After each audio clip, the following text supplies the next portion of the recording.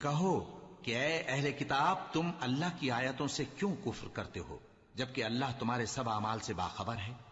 کہو کہ اے اہل کتاب تم مومنوں کو اللہ کے رستے سے کیوں روکتے ہو اور باوجود کہ تم اس سے واقف ہو اس میں کجی نکالتے ہو،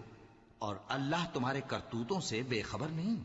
مومنو، اگر تم اہل کتاب کے کسی فریق کا کہا مان لو گے تو وہ تمہیں ایمان لانے کے بعد کافر بنا دیں گے، اور تم کیوں کر کفر کرو گے جبکہ تم کو اللہ کی آیتیں پڑھ پڑھ کر سنائی جاتی ہیں اور تم میں اس کے پیغمبر موجود ہیں؟ اور جس نے اللہ کی رسی کو مضبوط پکڑ لیا وہ سیدھے رستے لگ گیا۔ مومنو، اللہ سے ڈرو جیسا کہ اس سے ڈرنے کا حق ہے، اور مرنا تو مسلمان ہی مرنا، اور سب مل کر اللہ کی ہدایت کی رسی کو مضبوط پکڑے رہنا اور فرقے فرقے نہ ہو جانا، اور اپنے اوپر اللہ کی اس مہربانی کو یاد رکھنا جب تم ایک دوسرے کے دشمن تھے تو اس نے تمہارے دلوں میں الفت ڈال دی